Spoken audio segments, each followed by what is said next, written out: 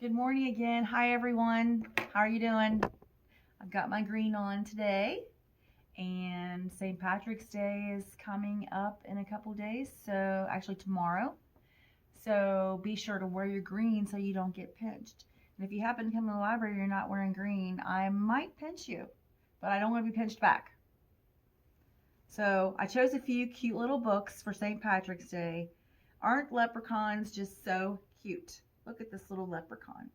And the name of this book is Happy St. Patrick's Day. This book was made by Aimee Chapman, Penny Worms, and Kylie Hamley, and is illustrated by Nanette Reagan. It's a St. Martin's Press and Pretty Books. St. Patrick's Day. Have you heard of the pointy-ear men who live in the wee houses in Fairy Glen? They are the mysterious leprechaun who dance with the fairies from dusk till dawn.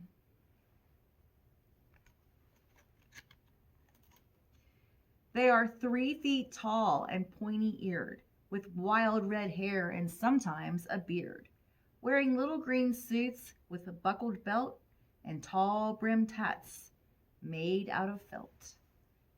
And of course, their hats are green. Shoemakers by trade, they are skillful and neat, making wee little shoes for fairy feet. Their workshops are a sight to behold. There's leather and tools and pots of gold. When the rain pours down and the sun comes out, you'll find the leprechaun out and about. He's searching for rainbows, truth be told, where at the end he buries his gold.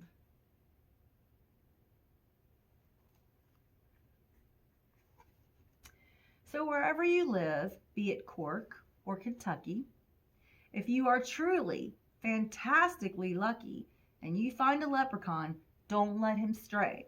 He'll grant you 3 wishes this St. Patrick's Day. Cute book. Okay, everybody knows this little guy, right? It's St. Patrick's Day on Sesame Street, and Elmo feels lucky because he gets to celebrate with his friends. This book is written by Andrea Posner-Sanchez, illustrated by Joe Matthew, and it's a Random House publishing book.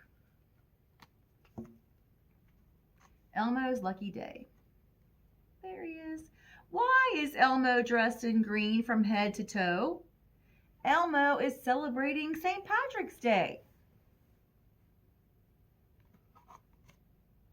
Elmo and his friends put green decorations all over Sesame Street. Don't eat the shamrock, Cookie Monster. On St. Patrick's Day, it's a tradition to eat corned beef and cabbage and Irish soda bread. Sounds delicious. Elmo and Abby try Irish step dancing. Kick high, Elmo and Abby, says Grover. Snuffy gives it a try too. Elmo wants to find a leprechaun. A leprechaun is a magical fairy from Ireland. They are supposed to be lucky.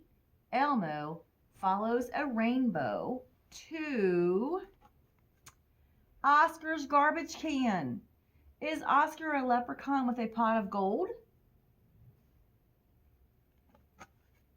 No. Oscar is not a leprechaun. Yuck. He's a green grouch with a pot of stinky fish. Elmo finds a different kind of treasure. He finds his friends. And guess what? Everyone is wearing something green. They all march in a fun parade together. Elmo feels very lucky. He says, Happy St. Patrick's Day.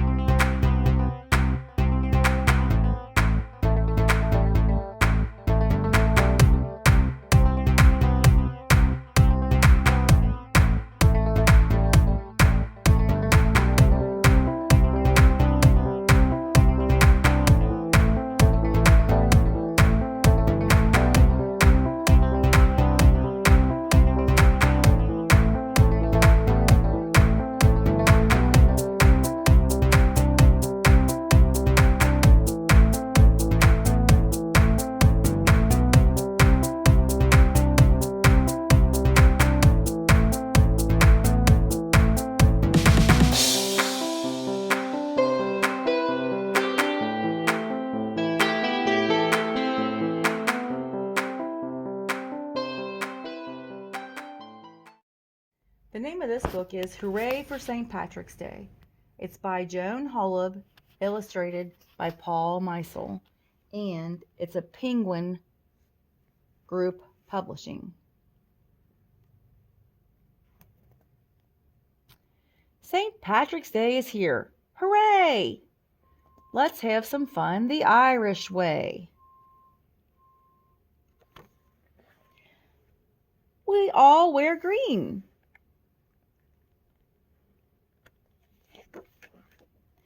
St. Patrick lived long ago.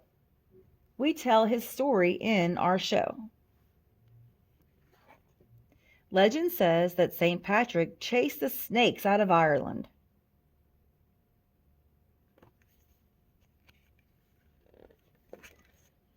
The shamrock plant has leaves of 3. It grows in Ireland wild and free. Look what we made. They've got all kinds of crafts here. Toilet paper tube, a puppet, leprechaun puppet, glasses, an ant. It's party time. Let's dance some jigs. Then we all get shillelagh sprigs. Boing! I like to dance.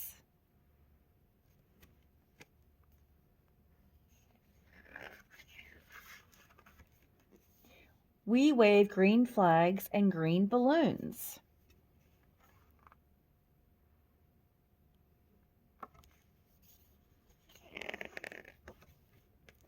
We munch green grapes, green apples too.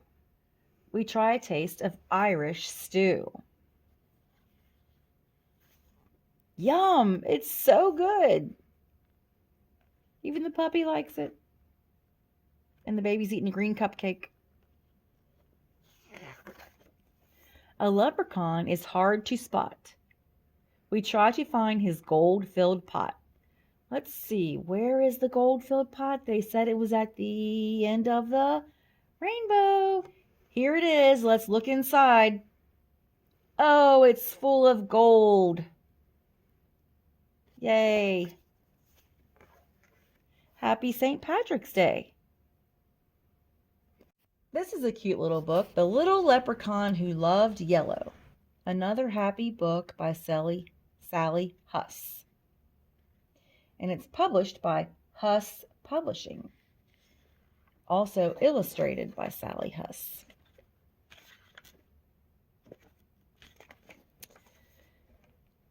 The most important thing about being a leprechaun, said Patrick's mother as she buttoned him into his jacket, is wearing green.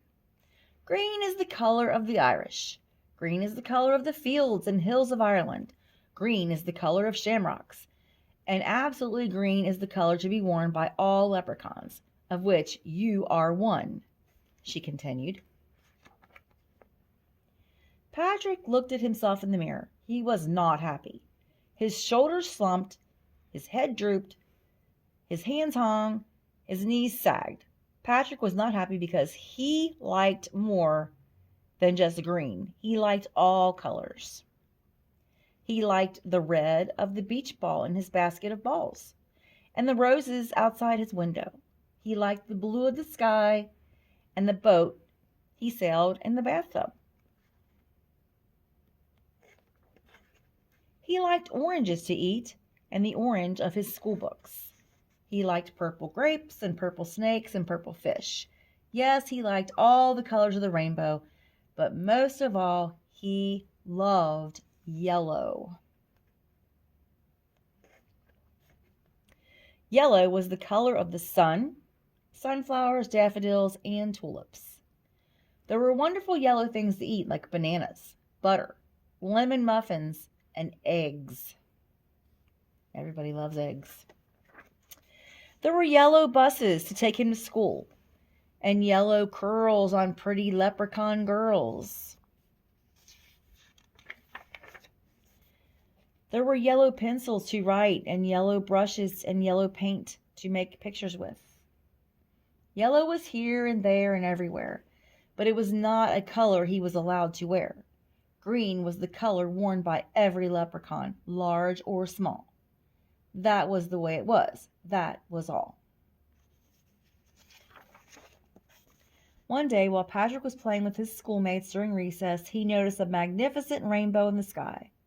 As with most rainbows, it had every color in it, including yellow. And then he remembered what was supposed to be at the end of the rainbow: a pot of gold. He'd never seen a pot of gold, but he'd heard a lot about that. Gold, thought Patrick, that's the most beautiful yellow there is, he had heard. He decided that this was the day to find out. So, he slipped away from the other children in the playground and skipped off into the forest to investigate. As he meandered through the trees and along the riverbed, over the rocks and stumps, Patrick wished he had a friend to share his adventure. He was an only child in his leprechaun family, and sometimes he got lonely. If I had a friend, he could tell that friend how much he loved yellow and all the things made of it, like the buttercups along the path, the butterflies on the bushes, the yellow birds fluttering around the trees, and the magnificent sun peeking through the branches. Everything yellow fascinated Patrick, but most especially right now it was the pot of yellow gold at the end of the rainbow. As Patrick walked further into the forest, unbeknownst to him, back in his classroom, his teacher began to worry. He had not returned to class. His playmates, too, they wondered where he had gone. The teacher reported Patrick's disappearance to the principal. The principal became so concerned he called Patrick's mother. Eventually, the whole town was alerted. Within a short time, the whole community of leprechauns went out in search of Patrick. But little Patrick was not lost. He knew exactly where he was. He was on his way to the end of the rainbow. He seemed to be getting closer as he climbed to the top of the hill. The rainbow arched over it and disappeared on the other side. What would he find? He would finally know if the story were true. Was there really a pot of gold at the end of the rainbow? From the hilltop, Patrick looked down in the meadow below. His eyes followed the rainbow to where it stopped. There, glimmering in the last rays of the day's sunlight, was something golden, all right. With his heart pounding, Patrick ran as fast as he could, stumbling and tumbling down the hill. There at the bottom, he found something more beautiful than anything yellow he had ever seen. A golden retriever, yelled Patrick as he threw his arms around the dog's neck and hugged her with all his heart. The dog was just as happy to be found by the little leprechaun as he was to find her. In his enthusiasm for trying to find the pot of gold, Patrick had forgotten that others might think he had become lost. Indeed, they did, and even formed a search party to hunt for him. Patrick's mother, who led the group, had a hunch that her son may have followed the rainbow. She led the search party in that direction. When the leprechauns peered down from the top of the hill, they too saw something more precious than a pot of gold: a little leprechaun and his dog. "You have the luck of the Irish, Patrick," said his mother as she reached him. Happiness filled the end of the day as the leprechauns danced with joy at having found their treasure, young Patrick. They returned to their little town with Patrick and his dog Goldie in tow. That night, as Patrick slept with Goldie curled up at his feet, Patrick's mother sewed. She knew what had driven her son into the forest, his love of yellow. She would make sure that it never happened again. In the morning, to Patrick's delight, he found a brand new suit to wear, a yellow one, as golden as the coat of his new friend Goldie.